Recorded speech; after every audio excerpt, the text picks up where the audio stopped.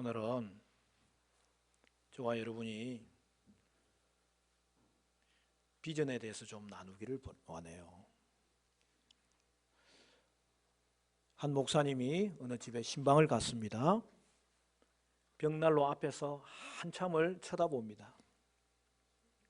그러다가 불집게로 활활 타는 석탄 하나를 집어서 따로 꺼내 놓았습니다. 홀로 떨어진 석탄은 곧 빛을 잃고 식어가면서 검게 변했습니다.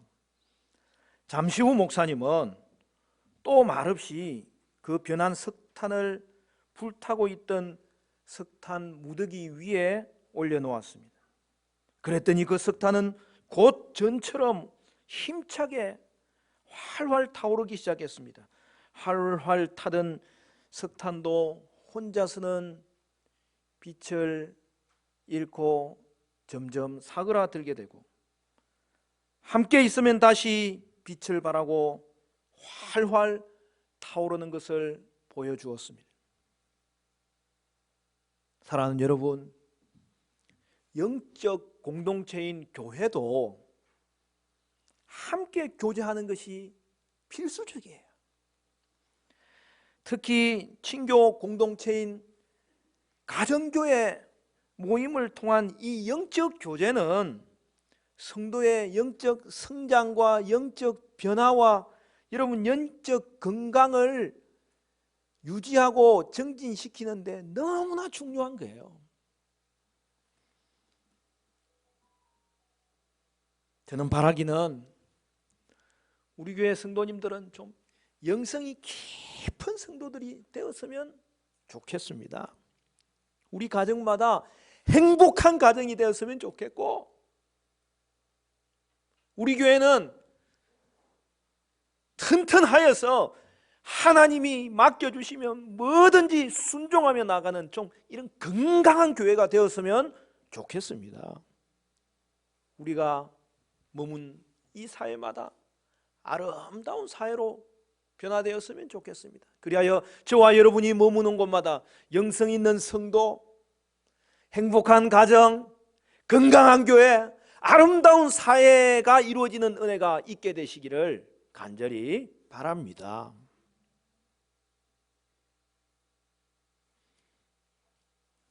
여러분, 교회는요, 하나님이 만드시고 예수님의 십자가와 부활을 통하여서 세워지고, 그래서 거기에 생명을 주셨기 때문에 살아있는 공동체예요. 여러분, 살아있는 공동체에서 가장 중요한 것은 건강성이에요. 오늘날 교회에 대한 여러 가지 논의가 오가지만 그 중에서도 실제적인 의미에서 가장 중요한 교회의 모습은 건강한 교회가 되어야 되는 거예요.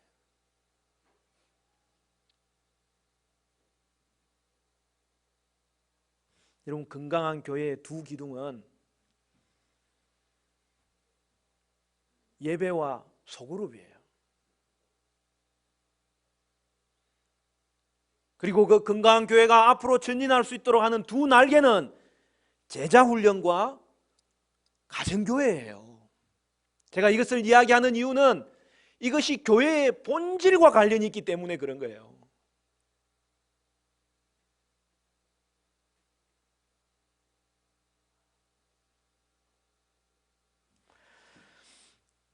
오늘은 우리가 가정교회의 비전에 대해서 살펴보기를 원합니다.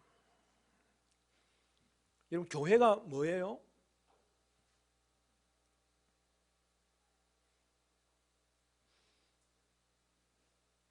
우리 직분자들은 직분자 되기 위해서 훈련 받으셨잖아요. 교회가 뭐예요? 교회 본질이 뭐예요? 교회 목적이 뭐예요? 결국 성경적인 교회론으로부터 교회에 나아갈 방향이 정해지는 거예요. 먼저 성경에서 교회라는 말은 이거는 죄송합니다만 그래도 중요한 단어니까 헬라어로 그 그리스어로 에클레시아예요. 에크라는 말은 뭐뭐로부터라는 그 전치사인데, 그러니까 뭐로부터 부름을 받았다는 뜻이 담겨져 있는 거예요. 뭐로부터 나왔어요. 그래서 모였다는 거예요. 그게 뭐냐면 레시아라는 말은 모임을 뜻하는 거예요. 그래서 여러분, 교회가 뭐예요? 교회는 한마디로 말하면 부름받은 자들의 모임인 거예요.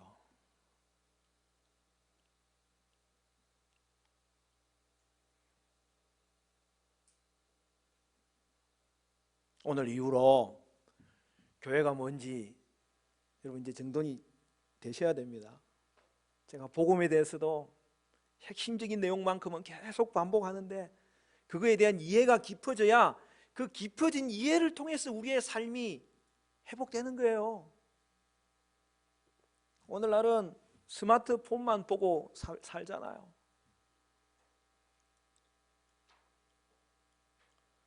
여러분, 스마트폰을 통해서 읽는 지식은 굉장히 단순한 지식이에요. 그 지식이 오늘날 이 시대를 살 때는 필요합니다. 그런데요, 그 얕은 지식은 얕은 삶을 만들 수밖에 없어요.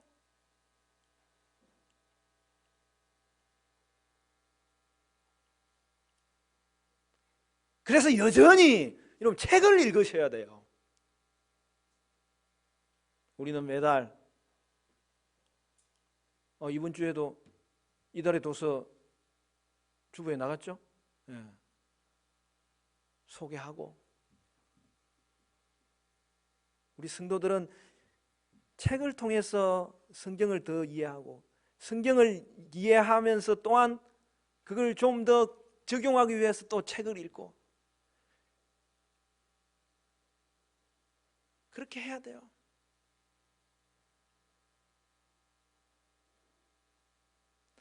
그러니까 여러분, 교회는 그 출발이 하나님의 부르심에서부터 시작돼요.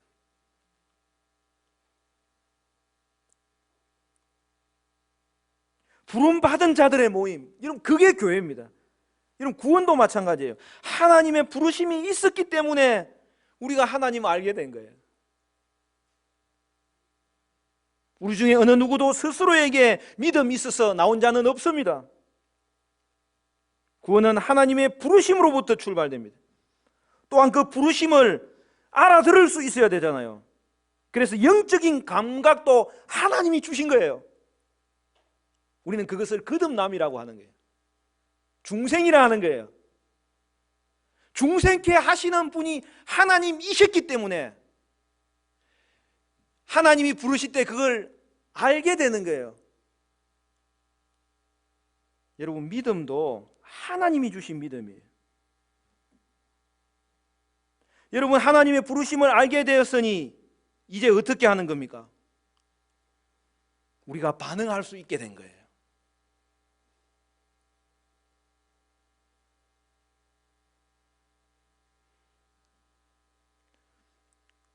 우리가 소일이 문답하면서 계속 구원에 대해서도 우리가 이미 살펴봤잖아요. 지금 십계명에 대해서 살펴보는데 십계명 뒤에 하나 남겨놓은 게 있어요. 믿음과 회개 부분은 앞부분에 안 다루고 남겨놨어요.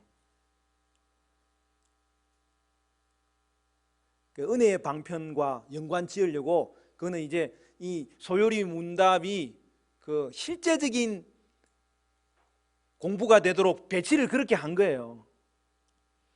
그래서 여러분, 구원론에서 가장 첫 출발은 소명입니다. 부르심이 있는 거죠.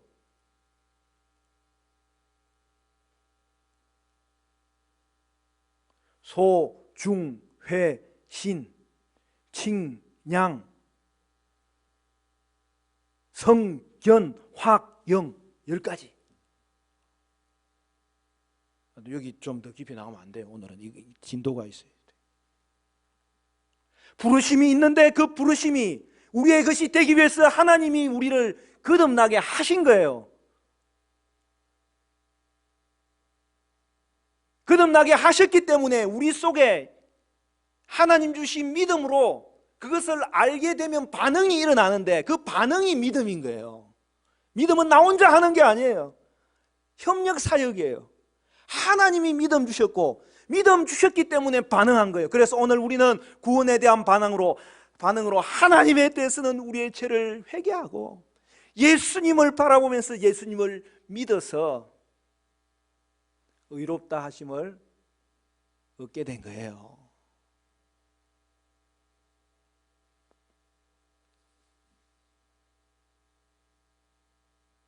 교회는 세상으로부터 하나님께로 부름을 받은 성도들의 모임이라는 거예요. 제가 이것을 이야기하는 이유가 뭘까요? 오늘 우리 교회가 서고 무너짐은 성경적 교회론에서 출발하고 그것이 가리키는 방향으로 가는 데 있다는 사실이죠. 부름받은 자들의 모임, 부름받은 신자들의 모임. 여러분, 그 당시에 그리스는 이 교회라는 용어, 에클레시아를 영적인 용어로 사용하지 않았겠죠? 원래 의미는 뭐냐면 그리스 시민이 부름을 받아서 마을의 총회에 참석하는 그걸 에클레시아라 그랬어요. 그런데 교회는 거기서부터 시작된 그 용어를 부름받은 하나님의 시민, 하나님의 백성의 모임이라고 그 의미가 점점 바뀌어져 가도록 사용한 거예요. 그래서 여러분, 교회의 의미에서 첫 번째는 부름받은 성도들의 모임, 컨그리게이션, 모임이라는 거예요. 회중이라는 거예요. 즉 여러분, 교회의 특징이 뭐냐? 회중성에 있다는 거예요. 여러분, 이것은 무엇을 의미합니까? 교회는 먼저 모여야 교회라는 거예요. 모여서 뭐 하는 겁니까? 예배하는 거예요. 예배하러 모이는 것이 없이는 교회가 존재하지 않아요. 모임이 없이는 교회가 존재하지 않아요. 그 모임 가운데 예배가 있기 때문에 교회가 교회되는 거예요. 그래서 여러분, 교회의 본질은 예배에 있습니다. 성경적인 교회는 예배 중심의 교회가 되는 거죠. 코로나가 진행되면서 우리가 비대면으로 예배한 적이 있습니다. 상황에 따라서 교회는 비대면으로 모일 수 있습니다. 그런데요, 오늘날 이 시대는 이 온라인의 혜택으로 말미암아서 비대면이지만 온라인으로라도 모일 수 있어서 얼마나 다행이었는지 몰라요. 그러나 여러분, 비대면은 특수한 상황이고 교회는 언제나 회중이 모이는 거예요. 예배하러 모이는 거예요. 모일 때 교회가 되는 거예요. 그리고 구약에서는 또 이것도 좀 그렇지만 오늘은 좀 이 기초부터 좀 우리가 점검하는 의미에서 교회라는 단어가 구약에서는 카할이에요. 교회라는 말이 없고 구약에서는 뭐냐, 총회라고 했어요. 거기도 회중이라고 했어요. 무리라고 했어요. 여러분, 재미나는 것은 카할도 부르다는 어근에서 출발했다는 말이에요. 하나님이 시내산에 강림하셨을 때에 모세가 전하는 이 율법의 가르침을 듣기 위해서 불렀을 때에 그들이 모였던 그 회중, 그 총회를 가할이라고 한 거예요. 구약에서도 교회는 부름받은 신자들의 모임입니다. 그리고 그 모임도 예배를 의미하기 때문에 교회의 본질은 언제나 예배에 있는 거예요. 또 오늘 우리가 하나 살펴봐야 될 것은 교회란 무엇입니까? 건강한 교회 기둥은 예배와 소그룹이라고 했어요. 여러분, 소그룹의 특징은 공동체성이에요.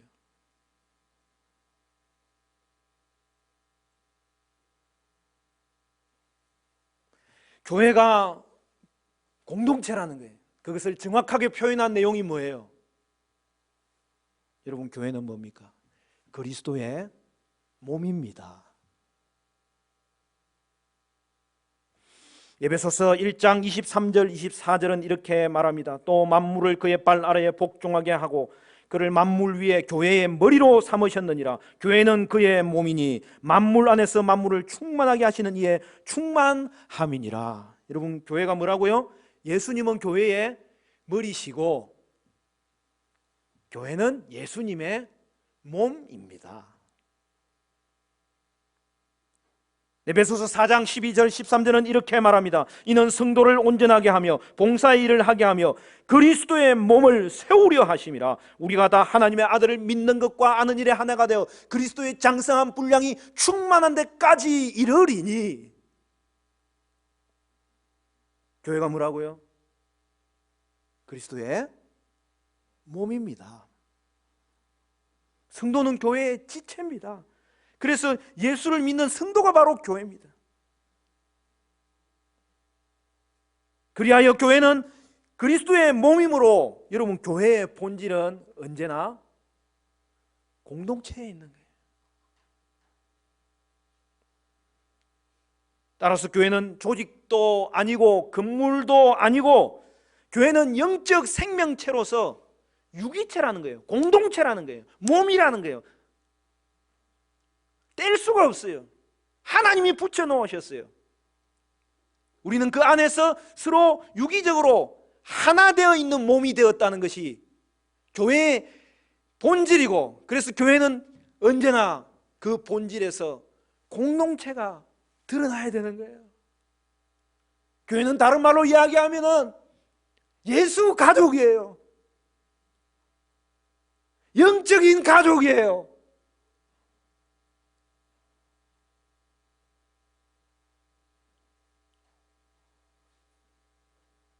그것이 교회가 그리스도의 몸이라는 해석입니다.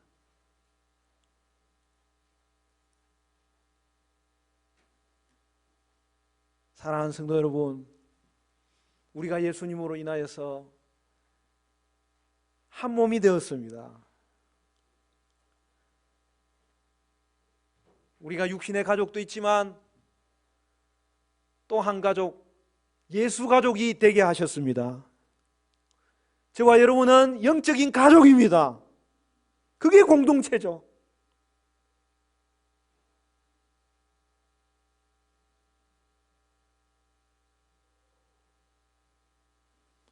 엄마가 자녀들을 위해서 희생합니다. 교회가 그런 곳이에요. 아버지가 기다립니다. 교회가 그런 곳이에요. 자녀들은 자라야 됩니다. 교회가 그런 곳이에요. 그게 공동체예요.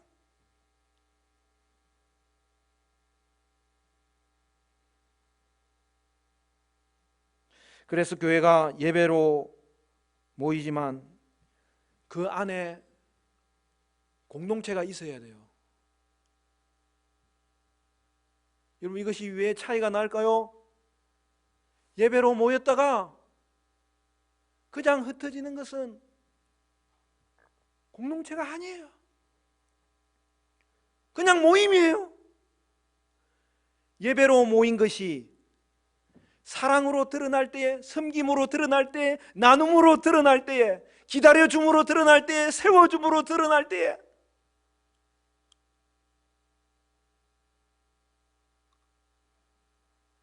그 공동체성을 보고 이게 교회지. 우리 모임 안에 교회가 있구나. 그게 판가름 나는 거예요. 여러분, 아무리 교회가 건물이 좋고 규모가 어떠하더라도 그 안에 공동체가 있는지 없는지 살펴보고 하나라도 공동체가 있으면 교회인 거고 그 안에 공동체가 없으면 교회가 아니에요. 어떻게 하면 우리 화정충교회가 공동체가 될 수 있을까요?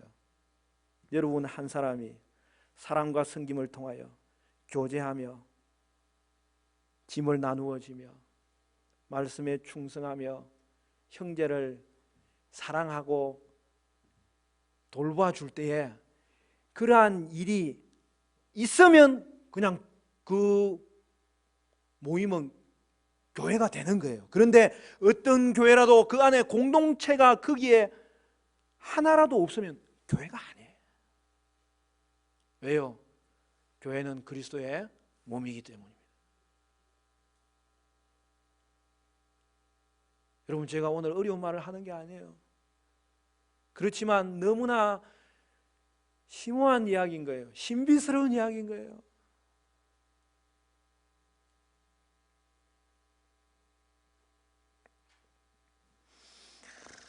여러분 대그룹의 예배만으로는 공동체를 경험할 수 없습니다. 그래서 예배 마치고요 언제나 교제가 있어야 됩니다.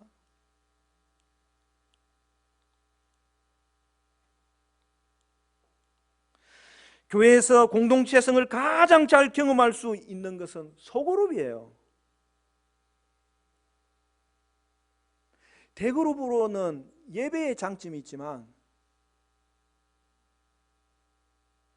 공동체의 경험은 소그룹으로만이 가능합니다. 여러분 부모와 자녀와의 대화가 있어야 되는 거 아닙니까? 형제의 사이에 나눔이 있어야 되는 것 아닙니까? 그게 없는 교회 생활이라면 여러분 신앙생활 제대로 하는 게 아니에요.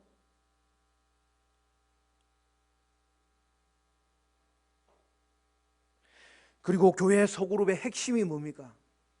가정교회입니다. 그래서 우리는 반드시 가정교회로 모여야 돼요. 소그룹으로 모여야 돼요. 예배로 모이는 것과 가정교회로 모이는 것은 두 가지의 기둥이에요. 신앙생활에. 교회 안의 작은 교회인 가정교회가 살아날 때 교회의 본질인 공동체성을 회복할 수 있습니다. 가정교회를 통해 공동체를 경험함으로 성도는 성숙되고요 변화될 수 있어요. 교회는 그 안에 공동체가 있어야 교회예요. 그러나 오늘날 이 시대에 안타까운 일들은 교회 안에 공동체가 없어요. 예배드리고 더 이상 성도와의 교제가 이어지지가 않아요. 그래서 가정교회가 중요합니다. 그러므로 우리 교회는 예배 중심의 교회가 되어야 되겠고, 그리고 우리 교회는 소그룹 중심의 교회가 되어야 되겠습니다. 성도로서 우리는 예배 중심의 신앙생활을 해야 되겠고, 또한 소그룹 중심의 신앙생활, 즉 가정교회 중심의 신앙생활을 해야 되겠습니다. 우리는 교회를 통해서 말씀의 은혜를 받습니다. 그런데 이 말씀의 은혜가 변화로 이어지는 것은 쉽지 않아요. 그런데 소그룹에서 말씀의 나눔이 있을 때에 여러분 변화가 일어납니다. 가정교회는 사랑과 나눔의 친교 공동체이고 말씀의 나눔을 통해서 변화되는 공동체입니다. 교회는 가정교회가 살아날 때에 예수 닮는 성숙이 일어나고 열매가 일어나고 성장이 일어나고 변화가 일어날 수 있어요. 따라서 가정교회 모임은 있어도 되고 없어도 되는 것이 아니라 교회의 본질이라는 사실을 다시 한 번 더 기억합시다. 오늘날 교회는 소그룹이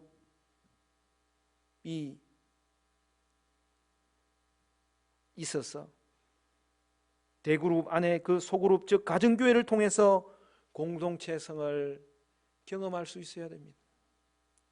그래서 교회는 주일에는 예배로 모여야 되고 주중에는 가정교회로 모여야 돼.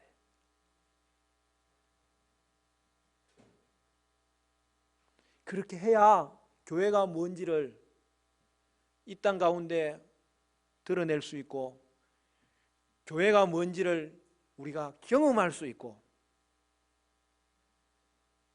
그리고 우리의 평생 가운데 이 신앙의 유산을 자녀들에게도 물려줄 수 있어요. 그래서 이제 우리 교회는 다시 가정교회로 갑니다. 가정교회는 시대적인 산물도 아니고요, 유행도 아니에요. 교회의 본질에 속한 것입니다. 성경을 보면 신약 교회의 원형이 가정교회였다는 것을 알 수 있습니다. 가정교회는 초대교회가 보여주는 교회의 본질이요 사명이었습니다. 오늘 읽은 말씀, 저는 이 말씀을 읽을 때마다 이 말씀을 청소년 시기에, 청년 시기에 발견하고 나서 그때부터 가슴이 뛰었어요. 교회가 너무 좋은 곳이다.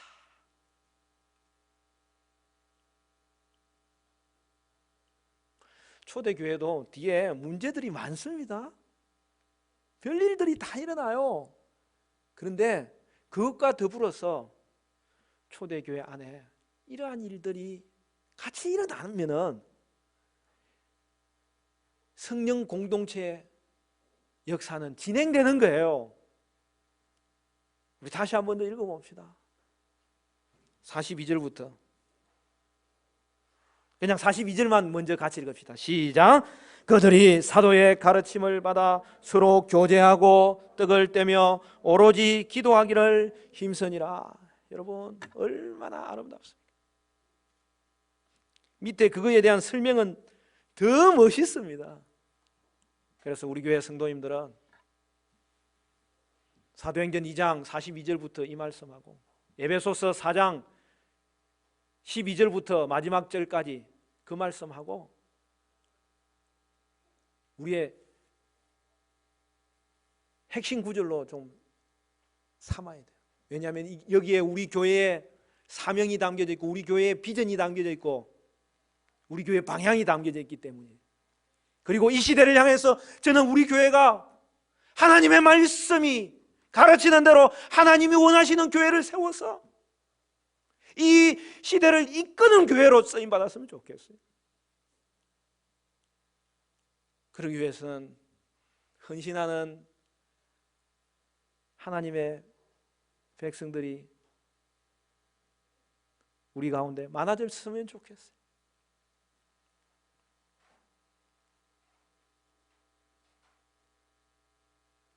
여러분, 오순절 성령 강림으로 교회가 탄생되었어요. 그때 대그룹으로 성전에 모일 뿐 아니라 날마다 마음을 같이하여 소그룹으로 집에서 모였어요. 초대교회에 일어난 일이 무엇입니까? 이미 읽은 42절 말씀과 그 이하의 설명에서 보듯이 초대교회는 하나님께 기도하고 찬미하고 떡을 떼는 예배 공동체였어요. 사도의 가르침을 받는 양육 공동체였어요. 그것이 복음 증거로 이어지는 증거 공동체였어요. 집에서 음식을 먹고 말씀을 나누는 친교 공동체였어요. 여기서 주목할 것은 초대교회가 성전에 모였을 뿐만 아니라 함께 집에 모이는 가정교회였다는 거예요. 먼저 예수님이 부르신 12제자가 첫 교회예요. 왜 그래요? 예수님이 그들과 함께 계셨기 때문에. 이제부터 교회는 예수님의 기초 위에서 솟아나는 거예요. 그래서 처음으로 예수 믿는 성도가 제자들이었어요. 그래서 그 12제자가 움직이면 교회가 움직여 다녔던 거예요. 그러다가 성령께서 이제는 본격적으로 그 일을 이 땅에 시행하실 때에 성령이 임하심으로 저들 가운데 하나님 백성 되는 놀라운 역사가 일어날 때에 그들의 모임이 교회가 되었고 그들의 모임으로 인하여서 생성된 그 그리스도의 몸이 교회가 된 거예요. 그래서 어떤 일이 일어났습니까? 예배 공동체, 양육 공동체, 증거 공동체, 친교 공동체의 일들이 일어났던 거예요. 여러분, 해마다 1월달 되면 우리 교회 수첩, 교회 요람 내주잖아요. 여러분, 우리 교회 장기 비전이 예배 공동체, 양육 공동체, 증거 공동체, 친교 공동체.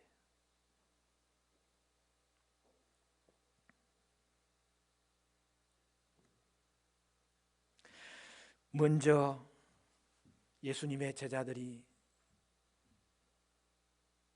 이제는 태아적인 교회였는데 성령 강림을 통하여서 예루살렘 교회가 오늘 본문에서 일어났던 것을 보여주는 거예요. 그리고 예루살렘 교회가 박해를 받아서 흩어졌을 때에 이방 땅에 교회가 세워졌는데 이제는 바울에 의해 그 확장되는 이방 교회는 근본적으로 가정교회였다는 거예요. 이방 교회의 시작은 베드로의 방문으로 인한 고넬료 가정에서 이루어졌습니다. 그 후 바울의 전도 여행을 통해서 교회는 빌립보에서 유럽의 첫 교회가 루디아의 가정에서 이루어졌고 그 다음에서 간수가 하나님 앞에 돌아온 그 간수의 가정에서 이루어졌습니다. 나중에 바울은 로마에 잡혀가서 거기서 감금되는데 이제는 그 집이 교회가 됩니다. 이처럼 사도행전의 역사는 예루살렘 가정교회에서 시작되고 이방의 가정교회로 이어지고 로마의 가정교회로 마무리되었습니다. 바울 서신을 보면 여러분, 바울 서신이 소개하는 교회는 지역마다 여러 가정교회가 있었음을 알려줍니다. 고린도전서 16장 19절에 사도 바울이 마지막 인사를 하면서 뭐라고 이야기해요? 아시아의 교회들이 너희에게 무난하고 아굴라와 브리스가와 그 집에 있는 교회가 주 안에서 너희에게 간절히 무난한다. 여러분, 교회는 집에 있는 교회였습니다.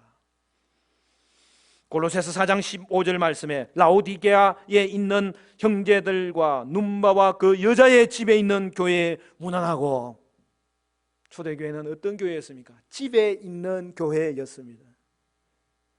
사랑하는 성도 여러분, 그러므로 교회는 대그룹의 예배와 함께 소그룹의 가정교회가 있어야 되는데 우리 교회가 교회의 본질을 회복하고 경험하고 그로 인하여 하나님께 영광을 돌리고 이 땅에 하나님 나라를 이루어가는 교회로 쓰임받게 될 수 있기를 간절히 바랍니다.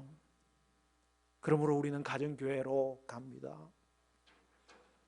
코로나로 인해서 온라인 비대면 예배로 모였을 때에도 우리 교회는 가정교회의 가장 총무들이 가원들을 돌보며 또한 가원들끼리 톡으로 때로는 신방으로 서로 기도 제목을 나누며 교제할 수 있었습니다. 그리고 이제 위드 코로나가 포스트 코로나로 넘어가는 이 시기에 이제 오늘부터 우리는 점심 식사를 시작하고 모든 모임을 다시 개강합니다. 그 중에서도 가정교회를 개강합니다. 여러분, 우리 교회 단기 비전으로서는 제자훈련과 가정교회예요. 그것을 중요하게 생각하는 이유는 이것이 성경적 교회론이 제시하는 방향이기 때문에 그런 거예요. 더 구체적으로 말하면 제자훈련의 기초를 둔 가정교회. 여러분, 교회에서 무엇보다 중요한 것은 사람이에요.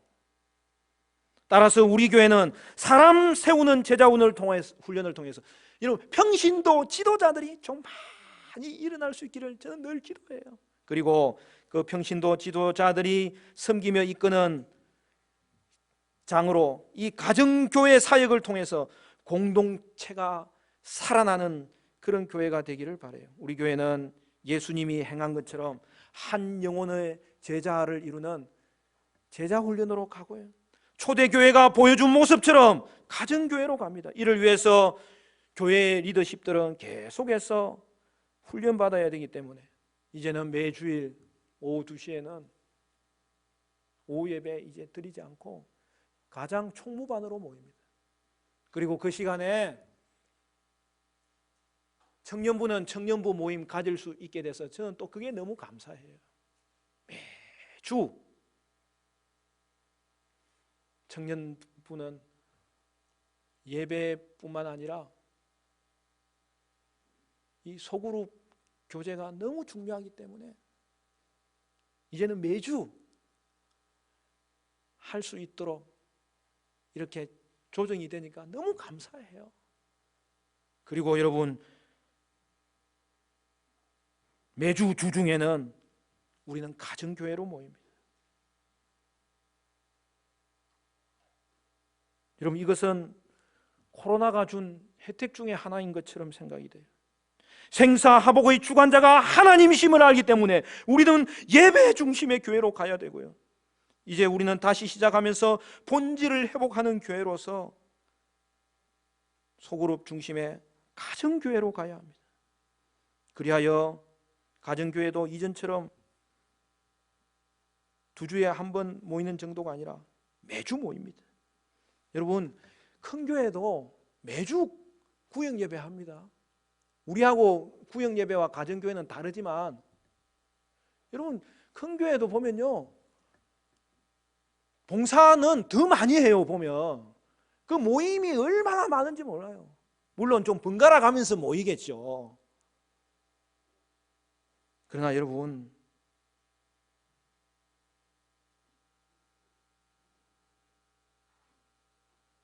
큰 교회든 작은 교회든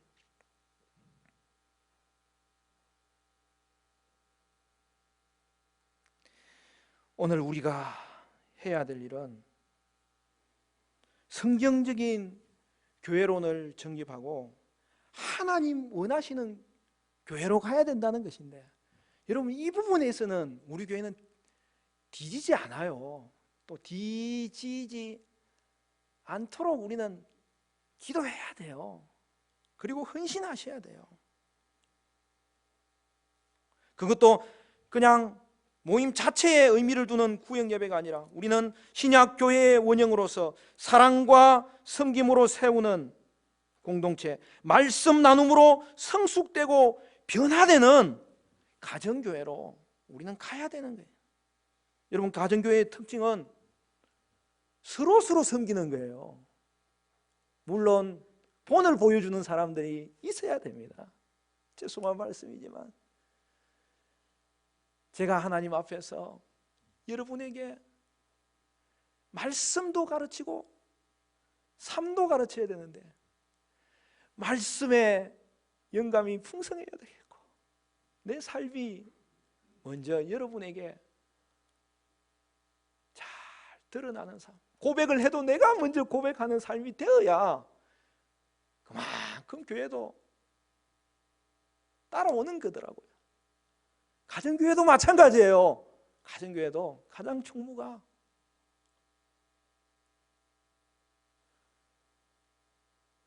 먼저 고백하는 거예요.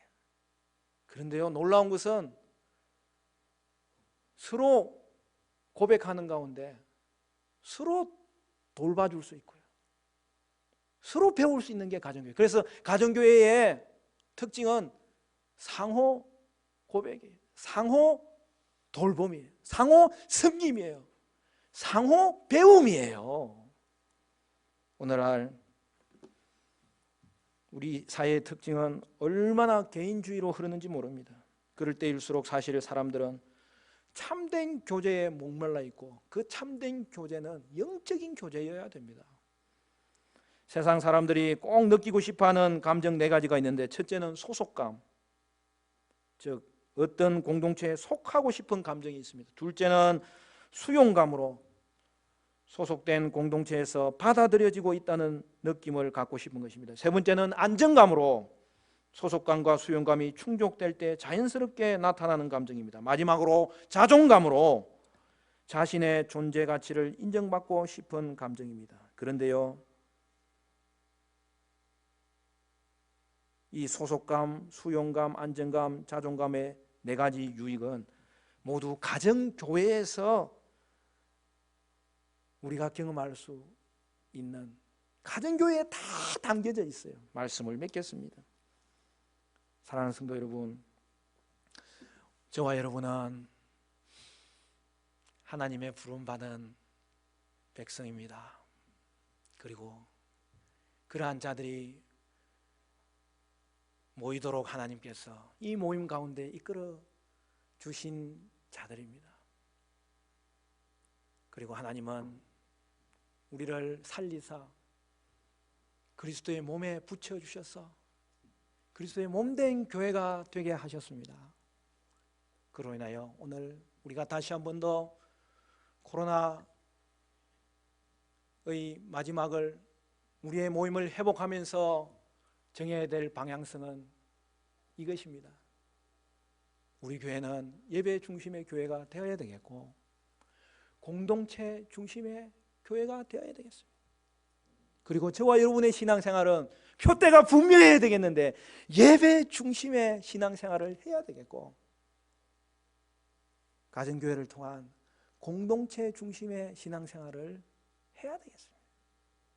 이 일에 앞서는 자가 있기를 바라고, 헌신하는 자가 있기를 바라고, 또 이 일에 혜택을 보는 자가 있기를 바라고, 그리하여 우리의 가원들도 예수의 제자로 세워지는 은혜가 있기를 바라고, 그것이 우리의 다음 세대 가운데서도 이어질 수 있어야 되겠는데, 여러분, 신앙생활은 예배생활과 함께 매주 모이는 가정교회에 우선을 둘 수 있어야 됩니다. 그래서 여러분에게 원하고 결단하기를 바라는 내용은, 여러분 주중에 하루 저녁은 가정교회를 위해서 그냥 아예 떼어 놓으시는 거예요. 저도 중학교, 고등학교 시절에 제일 좋았던 시간은 예배 시간이고, 그리고 또 좋았던 시간은 GBS 시간. 주일학교 때는 분만 공부를 하지만 이제 중고등부쯤 되면은 좀 고상한 말을 좀 써야 돼. 그룹 바이블 스터디, GBS.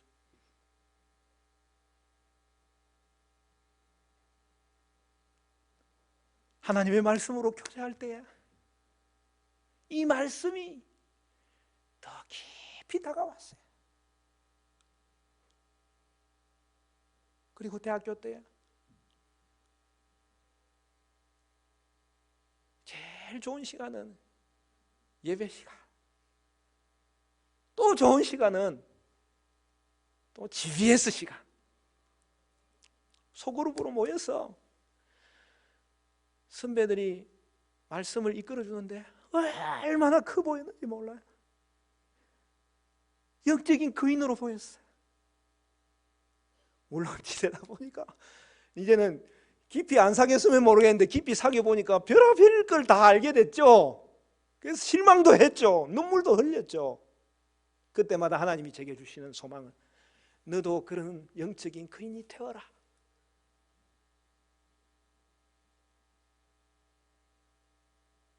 그래서 제가 3학년, 4학년 때부터는 이제 내가 리더가 되는 거예요. 우리 집사람하고 나는 대학교 때부터 사귀었기 때문에 우리 사모님이 총무가 되는 거예요. 그래서 그 소그룹을 통하여서 말씀이 가르치는 것이 무엇인지를 깨닫게 되고 서로 그렇게 살기를 다짐하게 되고, 그럴 때 예배와 이 공동체가 내 가운데서 회복되고 그 은혜가 얼마나 귀한지. 그래서 저는 대학생활 하는 동안에도요, 저는 그때 신학생 아니에요. 그냥 대학생이었어요. 주일에 예배 드리는 것, 금요일 날 청년부 또 예배 드리는 것, 그리고 청년부 이후에 그 소그룹 시간을 떼기 위해서 그 시간 따로 떼어 나왔어요. 금요일 저녁을.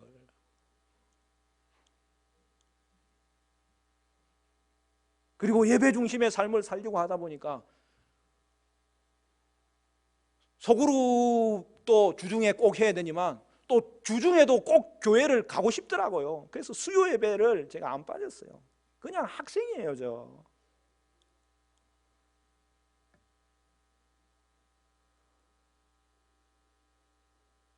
물론 새벽 기도하면 제일 좋아요. 그러나 그렇지 않으면요, 주중에 한 번은 여러분 교회 나오셔야 돼요. 수요 예배 때, 기도회 때. 그리고 주중에 하루를 꼭 떼어내야 되는 이유는 가정교회로 모이기 위해서, 그룹으로, 소그룹으로 하나님의 말씀의 나눔과 사랑과 섬김을 통하여서 내가 성숙되고 다른 사람도 성숙되는 일을 우리가 도와주기 위해서. 사랑하는 성도 여러분, 사랑과 섬김과 나눔의 가정교회를 통해 저와 여러분의 삶 가운데 공동체를 경험하는 놀라운 은혜가 있게 되셔서 친교와 성숙과 변화의 은혜를 경험하는 복된 은혜의 삶이 되시기를 주님의 이름으로 간절히 축원합니다. 축원합니다.